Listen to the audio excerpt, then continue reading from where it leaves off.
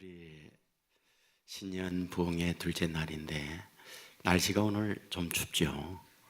그럼에도 불구하고 이 저녁에 참여한 여러분들을 하나님께서 한 분 한 분 기억하시고 주의 놀라운 축복 은혜가 넘치는 복된 밤 되기를 주의 이름으로 축원합니다. 우리 앞뒤 좌우에 있는 분들 이렇게 인사하지요. 오늘 참 잘 오셨습니다.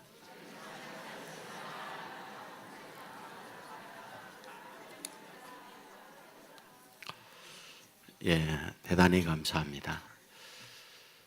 제가 목회해 오면서 굉장히 보람된 일들이 많이 있어요.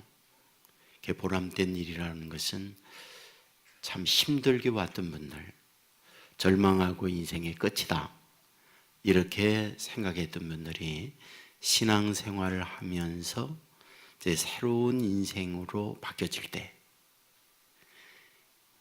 환경은 그대로인데 변한 게 없는데 예배를 드리고 말씀을 들으면서 또 하나님께 기도하면서 인생이 바뀌어지는 것을 볼 때 참 이것은 엄청난 혁명이다 이런 생각을 많이 갖습니다.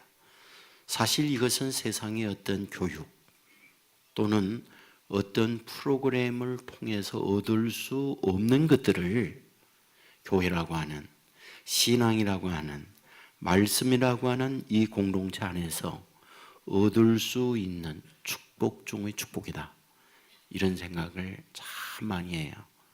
저는 그것이 목회의 한 보람이고 참 이것이 값진 가치구나 이런 생각을 정말 많이 해요. 그러니까 세상이 교회를 향하여 돌을 든다 할지라도 여전히 희망은 교회다. 저는 이 마음 변하지 않아요. 여러분 그 어디에서 절망하는 사람들이 일어날 수 있나요?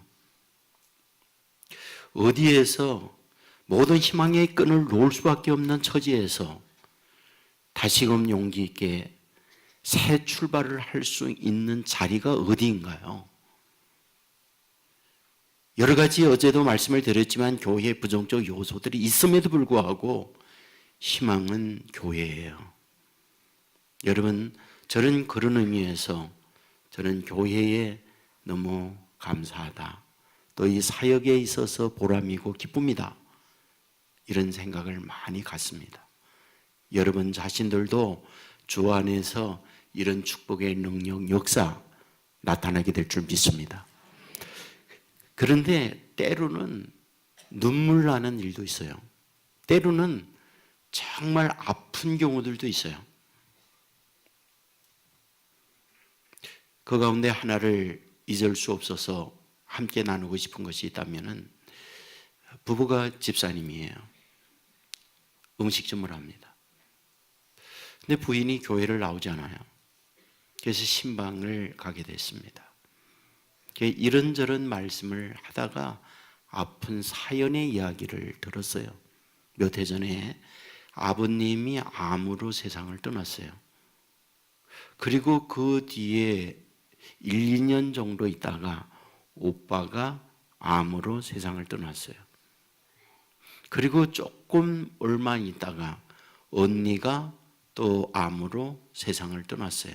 그러니까 가족이 몇 년 사이에 세 분이 세상을 떠난 거예요. 거기에다가 음식점을 경영을 하는데 굉장히 가서 보니까 경쟁이 치열한 데다가 어려워요. 그러니까 이분 자신이 너무 힘든 거예요. 가장 가까운 가족들이 이와 같이 세상을 떠나지 본인은 경영하는 사업에 여러 가지 어려움을 겪고 있지. 그러니까 이분이 교회에 출석을 하지 않는 거예요. 저는 그런 부분을 보면서 너무 마음이 아프잖아요. 하나님께 기도하고 믿음으로 살아오는 가정 후에 어려움이 사라져야 되죠. 난관이 없어져야 되죠. 그런데 남들이 없는 난관, 남들이 없는 고통, 남들이 없는 눈물 나는 일이 믿음의 가정에 있을 때 이건 너무 힘든 일이잖아요. 여러분 이런 현실을 만날 때 어떻게 해야 되는 겁니까? 저는 오늘 본문을 보면서 본문에서도 그런 경우를 보게 되는구나 라는 거거든요. 본문 3절에 이렇게 말씀하죠. 터가 무너지면 의인이 무엇을 하랴? 터가 무너지면 의인이 무엇을 하랴? 여기서 말하는 터란 뭘까요? 쉽게 이 터 그러면 집터라든지 어떤 터전이라고 할 때 사용되는 말이잖아요. 그것은 사업장이 터전이 될 수 있고 가정이 터전이 될 수 있어요. 때로는 우리의 아들, 딸들이 터전이 될 수 있어요.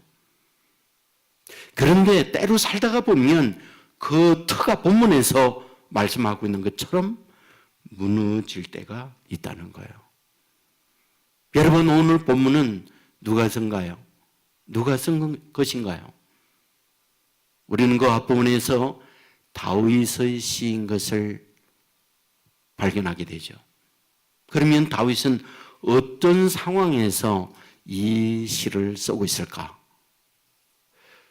학자들이 보통은 두 예를 들어요. 하나는 사울로 인하여 자기의 생명이 위태로울 때, 또 하나는 압살롬이 쿠데타를 일으켜서 생명이 위태로울 때 그런 어려운 환경에 썼다 이렇게 얘기해요.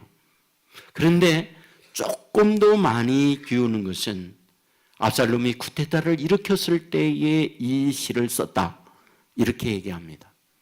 자, 우선 압살롬이 쿠데타를 일으키는데 그 일으킨 배경에 대하여 약간 이미 여러분은 알지만은 다시 한번 생각해 보는 게 좋아요. 압살롬이 누군가요? 다윗의 아들이에요. 알다시피 다윗은 여러 여인들이 있었고 여러 여인들을 통해서 아이들이 여러 나요. 그런데 한 여자를 통해서 압살롬도 낳고 또 압살롬의 여동생 다말도 낳아요. 그런데 그 다말은 남다리 뛰어난 미모를 갖고 있어요. 근데 그 뛰어난 미모를 가지고 있는 이 다말에 대하여 이복 오빠가 있어요. 다른 여자를 통하여 태어난 아들이 있었는데 이름이 암논입니다. 그 암논이 이복 여동생 다말을 너무 좋아해요. 상사병이 걸리죠. 친구들한테 이 사실을 이야기하니까 친구들이 멋진 방안, 멋진 아이디어를 제공해 주죠. 그것은 내가 병들었다고 해라. 덜어 누워라. 그리고 아버지가 너에게 문병 올 때 얘기해라. 이복 여동생 다말이 죽 끓여주면 내가 나을 듯 합니다. 그렇게 말을 해라. 그 말대로 아버지가 자기에게 왔어요. 그래서 그 얘기합니다. 그랬더니 다말에게 내 이복 오빠 암논에게 고생하고 아파 누워 있으니 죽 끓여가지고 가라. 그대로 했어요. 바로 그때 단둘이 있을 때 암논이 이 다말을 성폭행합니다. 문제는 여기에서부터 큰 가정의 우환으로 발생돼요. 친오빠가 누굽니까? 압살롬이에요. 자기 여동생에 대하여 이복 형이 짓밟는 것에 대하여 견디기 어려운 분노, 견디기 어려운 복수심으로 가득 찹니다. 하지만 그는 자기 관리를 잘할 줄 알아요. 분노할 수 있는 그 절체적 절명의 가운데도 그는 참아내요. 그리고 이렇게 그는 2년 동안을 배려합니다. 칼을 갈아요. 여러분, 농경사회에서는 큰 잔치를 할 때가 있어요. 그때가 언제냐? 추수할 때입니다. 동네 사람들을 다 모아서 잔치해요. 유목사회에서는 언제 잔치하느냐? 양털 깎을 때 잔치합니다. 바로 압살롬은 자기 양들을 털 깎는 날을 정하고 잔치할 터니 형제들 다 와라. 잔치 초대했어요. 누구도? 암논도 초대가 됐어요. 바로 이 암논이 그 잔치에 참여하여 술을 거나하게 먹어 취한 그때 사전에 작전을 세웠던 그대로 자기 종들에게 사인을 보냅니다. 압살롬은 거기에서 처참하게 살해가 됩니다. 여러분, 이 이후에 아버지가 분노해요. 다윗이 분노해요. 그러니까 그는 3년 동안 자기 외가댁으로 도망을 갑니다. 3년의 세월이 흐르면서 아버지의 마음이 누그러지고 그래하여 예루살렘으로 다시 돌아와요. 문제는 그때부터예요. 그는 무려 4년 동안 쿠데타 계획을 하고 엄청난 치밀한 시나리오를 짭니다. 쿠데타 계획을 세울 때 세운 시나리오가 뭡니까? 먼저 백성들의 마음을 자기의 편으로 만드는 거예요. 백성들의 마음을 도둑질하는 거예요. 도둑질하는 방법은 간단합니다. 당신은 왕이 상권을 다 갖고 있어요. 말할 때의 행정이고 말할 때의 판결이고 말할 때의 법이에요. 그러니까 다윗이 범죄자들을 다 재판도 합니다. 그런데 재판받고 나올 때 그 앞에 있다가 원고와 피고가 있고 또한 승자와 패자가 있잖아요. 패자한테 가서 얘기합니다. 내가 재판했다면 이 재판은 당신에게 승소할 재판인데 엉터리로 해서 이런 판결이 났다. 그래서 백성들의 마음을 도둑질하면서 4년 동안 어떻게 됐냐? 그 많은 국민의 백성 사람들의 마음이 압살롬으로 기울었어요. 백성들의 마음만 기운 게 아니에요. 정부 요직에 있는 사람, 관리 있는 사람들, 이 사람들까지 자기 편으로 다 만들어내요. 여러분이 알다시피 그 탁월한 전략가 아히도벨도 자기 편으로 만듭니다. 그리고 디데이를 정해서 뭐하다? 쿠데타를 일으켰어요. 여러분 4년 동안 철저하게 계획세웠던 이 쿠데타가 이제는 거의 종결 말미에 들어가 있는 거예요. 이제는 정권이 바뀌고 이제는 더 이상 다윗은 권력의 자리에 앉을 수 없는 이 비참한 상황에 놓이는 거예요. 바로 그때 쓴 시가 뭐다? 시편 11편이라는 거예요. 여기에서 말하는 거예요. 터가 무너졌다. 내 인생의 모든 기초가 무너졌다. 그렇게 말씀하는 겁니다. 바로 그런 상황이 있을 때에 본문 2절에 뭐라고 말하느냐? 악인이 화를 남기고 화살을 시위에 먹이며 마음이 바른 자를 어두운 데서 쏘려 하는도다. 무슨 얘기일까요? 자기 여기서 바르는 말씀을 보면 마음이 바른 자, 마음이 바른 자가 누굽니까? 자기예요. 그런 자 자기를 어두운 데서 쏘려 한다. 어둠이 뭡니까? 단순히 저녁이 해가 져서 캄캄함, 이거를 말하고 있는 게 아니에요. 전혀 생각지 못한, 전혀 예상치 못한 그런 때에 자기를 향하여 화살로 자기의 몸을 쏘려고 한다. 이것을 말씀하고 있는 거예요.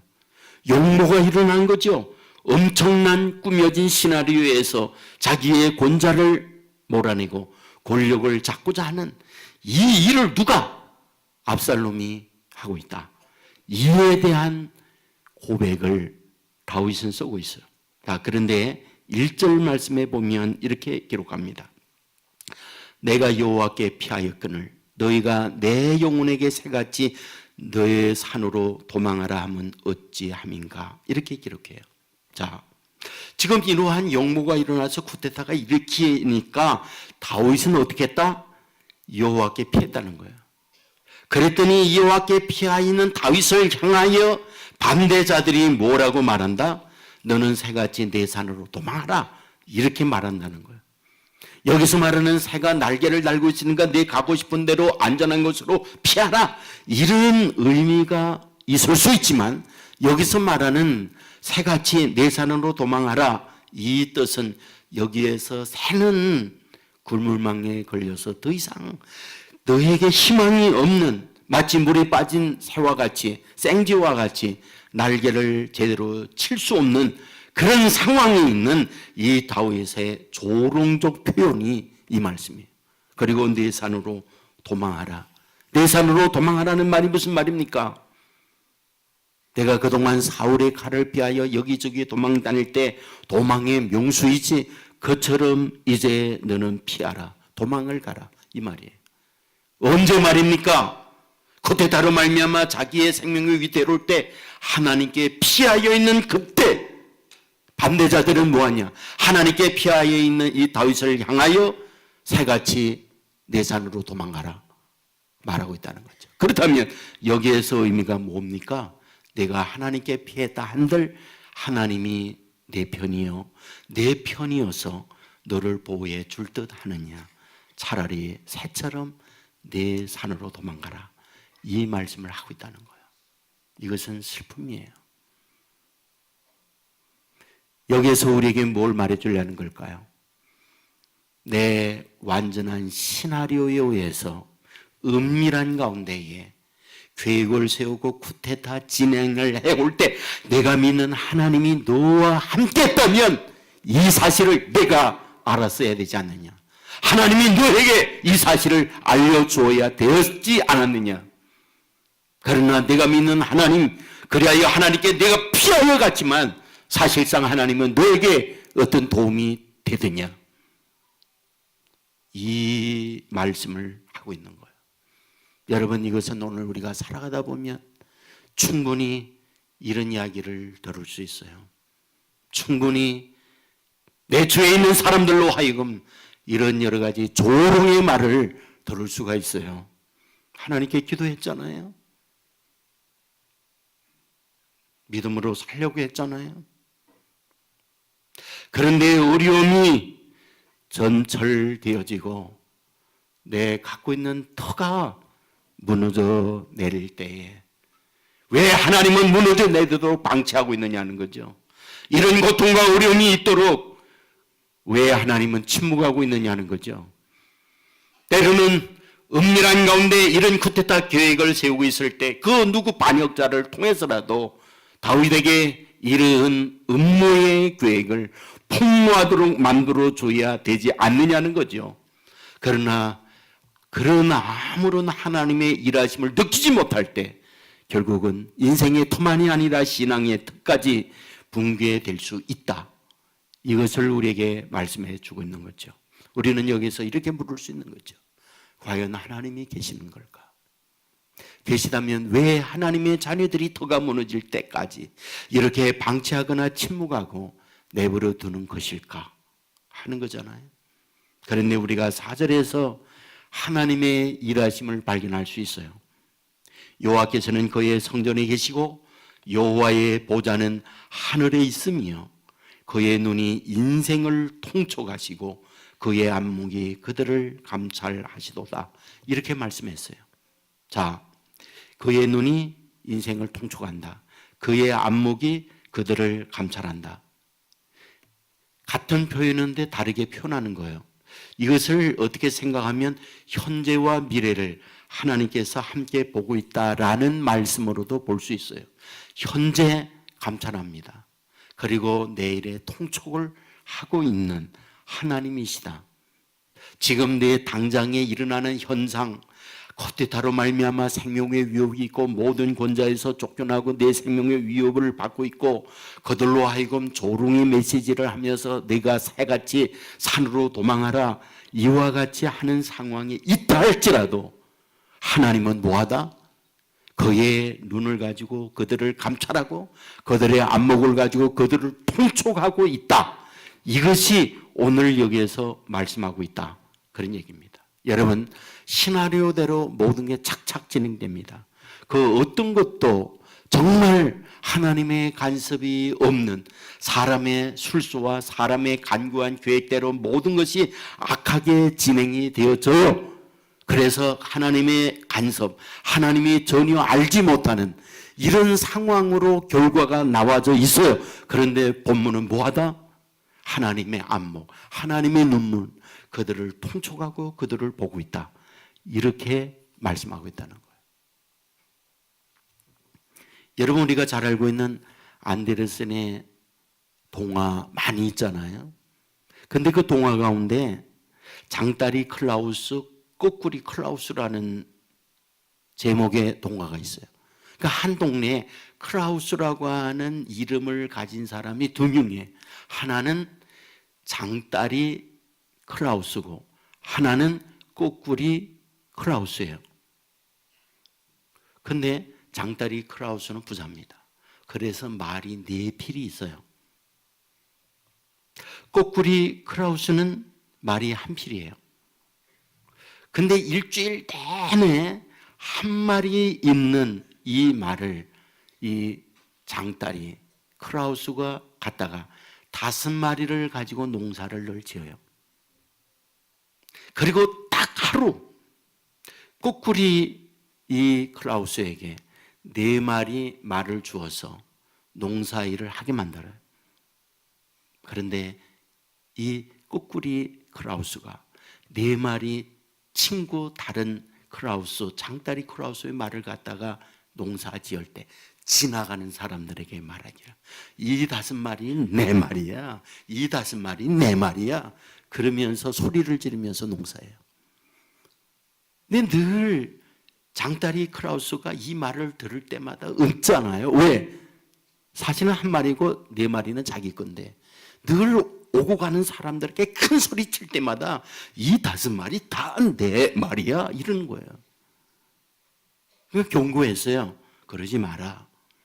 솔직해라. 너 1마리 4마리지. 4마리는 내 말이잖아.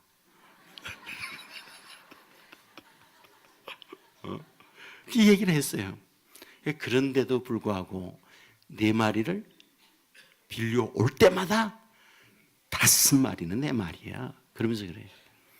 그러니까 화가 나니까 이 장딸이 크라우스가 망치를 갖다가 상대편에 있는 말 1마리를 죽였어요. 얼마나 슬퍼요. 그러니까 그 슬픈 마음으로다가 죽은 말의 가죽을 벗깁니다. 그래서 내가 도시에 가서 이 가죽이라도 팔아야 되겠다. 그리고 가다가 길을 잃었는데 산중에 들어갔어요. 밤은 어두워졌습니다. 그런데 어디선가 깜박깜박하는 불빛이 비춰오는데 시골의 한 산골의 집이었어요. 그곳에 머물러 이 밤을 지내야겠다 하고 문을 두드렸더니 부인이 나옵니다. 가는 길인데 여기서 하루를 잘 수 있을까요? 문을 딱 닫으며 하는 말이 내 남편이 낯선 사람 들어오지 못하게 했어요. 이 밤 우리 집에 들어올 수 없어요. 내쫓아요. 갈 데가 없죠. 산중이니까. 이래저래 하고 있는데 보니까 그 옆에 헛간 같은 곳에 집으로다가 집을 이렇게 쓰여 놓았는데 괜찮아요. 거기 올라가서 하룻밤을 자면 괜찮을 것 같아요. 그래서 거기 올라갔죠. 이게 웬일이에요? 올라갔더니 아래 그 집안이 환하게 다 보이네. 그래서 거기 앉아서 봤더니 이게 웬일입니까? 자기 집에 낯선 사람 들여보내면 안 된다고 했던 그 여자가 어떤 낯선 남자하고 같이 있는 거예요. 그리고는 멋진 고기 요리에다가 와인에다가 어마어마한 푸짐한 음식을 둘이서 주고받고 하는 거예요. 침을 꼴깍꼴깍 삼키면서 그렇게 이제 보고 있는데 마침 그 집 주인 남편이 들어오는 거예요. 말소리가 딸랑딸랑 나니까 급히 둘이는 음식을 없는 것처럼 하고 이 남자는 뒤죽 안에 들어가 있어요. 그런데 이 남자가 들어오다가 보니까 바로 이 꾸꾸리 크라우스가 지붕 위에 있잖아요. 이렇게 보니까 사람이 거기 있는 거예요. 아니 어떻게 거기 있나 내려오게. 사실은 내가 지나가다가 갈 곳이 없어서 여기서 하룻밤을 잘까 해서 올라갔습니다. 아 그러지 말고 우리 집으로 들어가세요. 집으로 같이 들어갔어요. 저녁을 내놓는데 보니까 귀리죽, 먹기 싫은 그 귀리죽을 턱내 놓는 거예요. 바닥에는 말 가죽이 있습니다. 말 가죽을 발로 툭툭 치니까 그 가죽 비비는 소리가 이상하게 소리가 나요. 그러니까 그 남자가 물어보는 거죠. 그게 무슨 소리입니까? 그랬더니 사실은 내가 여기에 요술단지를 하나 들고 다닙니다. 아, 무슨 요술단지입니까? 지금 이 소리를 아는데 이 요술단지에서 고기를 오븐에 만들어 놓았다고 말을 하는군요. 그 오븐을 한번 열어보세요. 아, 가서 보니까 고기가 정말 나오는 거예요. 그래서 그 고기를 갖다 먹었어요.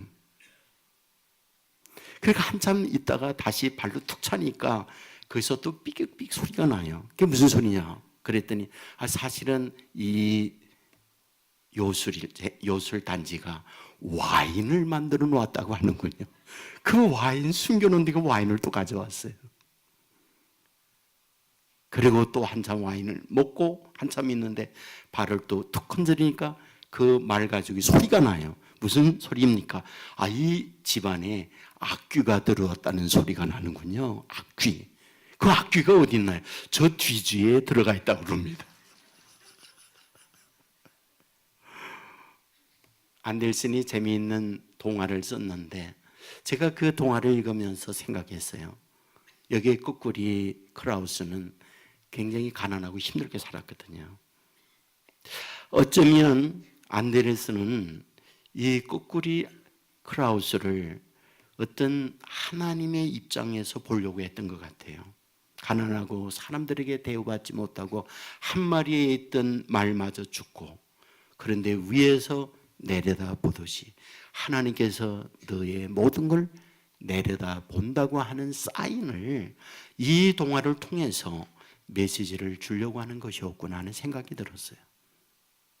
여러분, 우리가 숨겨져서 아무도 은밀한 가운데 움직이는 것 같지만 바로 그 지붕 위에서 안에 일어나는 것을 보고 있는 것처럼 하나님은 보고 있는 거예요. 오늘 본문에 다윗이 어려움을 겪잖아요. 압살롬이 모든 철저한 은밀한 가운데 음모 시나리오를 가지고 진행했잖아요. 그런데 4절에서 뭐라고 그래요? 여호와는 안목을 가지고 통찰하신다는 거예요. 여호와는 눈을 가지고 감찰하신다고 말씀하고 있어요. 여러분, 하나님은 주무시지도 아니하고 자지도 아니하는 분이에요. 우리의 모든 일거수일투족을 알고 계시는 분이에요. 여러분, 압살롬이 그와 같이 철저하게 은밀한 가운데 하는 것 같으죠? 그러나 하나님의 눈은 피할 수 없잖아요. 하나님께서 어떻게 이 일을 하고 있나요? 오늘 저는 이 말씀을 보면서 제일 먼저 떠오르는 생각이 뭔지 아십니까? 사람은 평소 몰라요. 어떤 상황, 어떤 형편이 생기는지 그때 그 사람의 본성을 압니다. 내면에 숨겨져 있는 걸 압니다. 지금 오늘 본문에서 우리에게 먼저 이 사실을 알려주려고 하는구나 라는 거예요. 여러분, 압살롬이 다윗의 아들로서 아버지를 죽이고 이런 음모를 꾸미고 아버지를 죽이고 쿠데타를 일으키고 권력을 잡으리라 누가 생각합니까? 여러분, 그 가운데에 가장 다윗의 참모였던 아히도벨이 다윗의 등을 돌리고 압살롬의 편에 들었을 걸 누가 압니까? 시므이가 다윗이 도망갈 때 돌을 던지고 온갖 조롱의 말을 퍼붓는 것, 평소에 그럴 수가 없죠. 그러나 어떤 사건 문제가 있을 때 그 인간의 내면에 있는 게 드러나요. 우리는 대마 잘 압니다. 누굽니까? 바울과 가장 가까이 지냈던 제자 가운데 한 명이잖아요. 그러나 바울이 힘들고 어렵고 그 미래가 더 힘든 것이 다가올 때 그는 바울을 배신합니다. 그리고 세상을 향하여 나가고 있는 걸 보게 됩니다. 어려움을 만나니까 그 어려움 속에서 돌아서는 거예요. 어려움만 만날 때 돌아서는 건 아니죠. 잘 될 때도 그럴 수 있어요. 모든 것이 형통하고 그럴 때에 신앙의 파선을 할 때도 많이 있습니다. 여러분, 우리가 알고 있는 사울 말이에요. 그는 젊은 청년 시절 때 정말 겸손했습니다. 내가 너를 왕으로 세우겠다 그럴 때 무슨 소리입니까? 나는 우리 12지파 가운데 가장 막내 베냐민 지파입니다. 그리고 우리 지파는 베냐민 지파 가운데서도 가장 못난 집안의 아들입니다. 나 같은 자가 어떻게 왕이 됩니까? 하던 이가 사울이었어요. 그러나 왕이 되고 난 이후에 어떻습니까? 하나님의 말씀을 버리고 자기 멋대로 자기 생각대로 나라의 통치자가 되는 걸 보게 되잖아요. 뭘 말해주죠? 평소에 잘 모릅니다. 어떤 실패나 어려움을 만난다든지 성공을 해본다든지 그때 그 사람의 본색이 드러나는 경우 많이 있다. 지금 오늘 이 본문에서 우리에게 먼저 이 사실을 알려주는구나. 쿠데타가 일어납니다. 그것은 단순한 문제가 아니고 정병이에요. 이때 사람들이 갖고 있는 생각들이 다 드러나요. 시몬이 드러나죠. 압살롬 드러나죠. 아히도벨 드러나죠.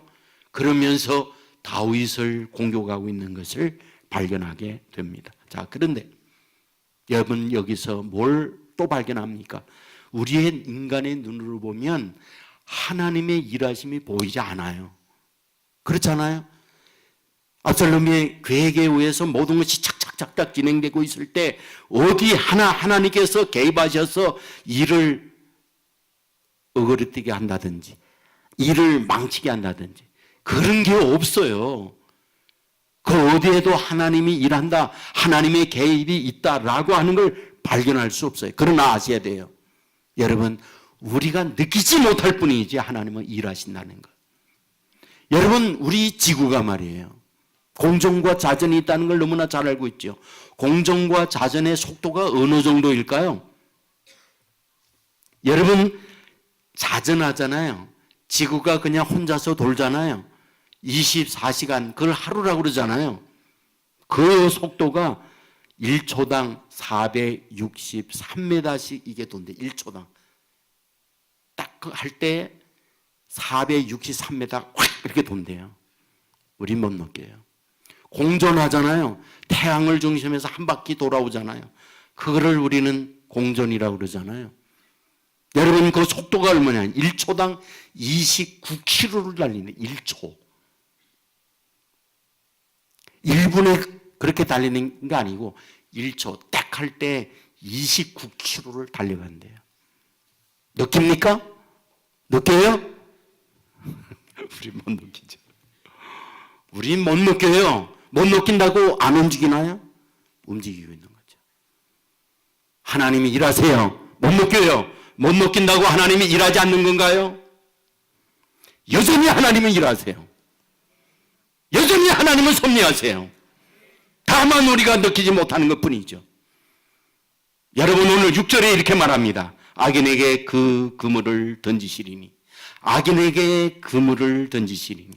하나님께서 그물 던진대요. 누구에게? 압살롬에게. 여러분 하나님께서 그물을 던질 때 어떻게 그물을 던지고 있나요? 여러분 알다시피 압살롬이 전쟁할 때에 그가 탄 게 노새였어요. 그런데 이제 모든 쿠데타가 정리되어지는 결정적 순간인데 이 노새가 어디로? 큰 상수리 나무 아래로 가요. 그런데 알다시피 여러분 압살롬의 자랑은 머리숱이에요. 어마어마하게 양털과 같이 까만 머리숱으로 가득 차 있어요. 그런데 그 노새가 상수리 나무 아래로 지나가면서 가지가 꺾인 그 사이로 들어가요. 그러면서 머리숱 아래 가지가 걸려서 노새는 빠져버리고 이 압살롬은 그 나무에 대롱대롱 매달리는 이런 일이 벌어진 거예요. 여러분 절대 다수가 지금 압살롬 편이에요. 다윗 편에 있는 사람은 소수예요. 그런데 이 결정적 순간에 어떻습니까? 압살롬의 편에 있는 사람은 아무도 없어요. 다윗 편에 있는 사람만 그곳에 있어요. 결국 거기에서 압살롬의 목은 달아납니다. 그리고 쿠데타는 실패로 끝나요. 여기에서 우리에게 뭘 보여줍니까? 사람이 모든 걸 완벽하여 하는 것 같은데 일의 성사는 하나님께 있다는 거예요. 여러분 하나님은 침묵하고 하나님은 일하지 않는 것처럼 느껴졌는데 뭐하다? 하나님은 이와 같은 섭리, 하나님은 이와 같은 일하심이 여기에 있다고 하는 걸 우리에게 보여줘요. 여러분 이 말씀과 맥을 같이 하고 있는 게 시편 31편이에요. 그곳에 이런 말씀이 있습니다. 내가 무리의 비방을 들었으므로 사방이 두려움으로 감싸였나이다. 그들이 나를 치려하며 의논할 때 내 생명이 위태로웠다라고 말씀하고 있어요. 사방에서 자기를 치려는 원수들이 음모를 꾸미고 비방을 해댑니다. 그런데 시편 31편 14절에 여호와여 그러하여도 나는 주께 의지하고 말하기를 주는 내 생명이시라 하였나이다. 다시 읽을게요. 여호와여 그러하여도 나는 주께 의지하고 말하기를 주는 내 생명이라 하였나이다. 무슨 뜻입니까? 사방에 이런 쿠데타가 일어나고 모두가 다 나를 향하여 조롱과 멸시를 퍼붓고 여호와께 피하여 있는 그때, 오히려 날개를 달고 새처럼 산으로 도망하라고 하는 그때, 그러하여도 뭐하다? 나는 주께 의지하고 내 생명은 주께 있습니다라고 고백하겠습니다. 이렇게 말하고 있어요. 여러분, 이런 고백, 이런 마음으로 주님께 의지하는 저와 여러분 되기를 주의 이름으로 축원합니다. 그러함에도 불구하고 하나님에 대한 믿음을 잃지 않고 간다고 할 때, 지금은 모든 것이 끝나는 것처럼, 하나님이 존재하지 않는 것처럼 느낄 수 있지만, 아버지 하나님은 반드시 저와 여러분은 하나님의 때에 전화 위복의 복을 허락해 준다는 것 믿으시기를 주의 이름으로 축원합니다. 여러분, 다시 한번 요셉을 말하고 싶어요. 여러분, 요셉은 형들에게 죽임 위임 당하고 노예로 팔려가고 억울한 누명으로 감옥에 갇히고, 이 자체만을 보면 그의 인생에 하나님이 함께한다고 말할 수 없어요. 어디에 하나님이 함께합니까? 하나님이 함께하면 형통해야지. 하나님께 함께하면 그런 일이 일어나면 안 되지. 그런데 어디를 봐도 하나님이 함께한다고 하는 걸 볼 수 없는 그런 상황인데, 그가 늘 하는 고백이 있습니다. 늘 하는 고백. 여러분, 노예 생활을 하면서도 유혹이 있을 때 하나님 앞에 이런 죄 지으면 안 돼요. 그리고 하나님 찾아요. 그래서 누명 쓰고 감옥에 갇힙니다. 감옥 안에 있어요. 여러분, 두 명이 꿈을 꾸었어요. 그때에 이 요셉이 그들에게 뭐라고 그래요? 하나님께서 당신들에게 좋은 대답을 할 테니까 꿈 얘기하라고 그래요. 여러분, 나중에 감옥에 있는데 바로 앞에서요, 내가 꿈 해몽 잘한다지. 아니요, 제가 잘하는 게 아니라 내가 믿는 하나님께서 왕에게 선한 대답을 해드리리다, 이렇게 대답을 해요. 여러분, 그 말을 할 때에 형통하고 잘 되었으니까 감옥에서도 나오고 하는 일이 형통하고 하나님께서 이런 복을 주었다, 그러면서 그 말을 하고 있는 게 아니라는 거예요. 지금 노예입니다. 또 감옥에 죄수로 갇혀 있습니다.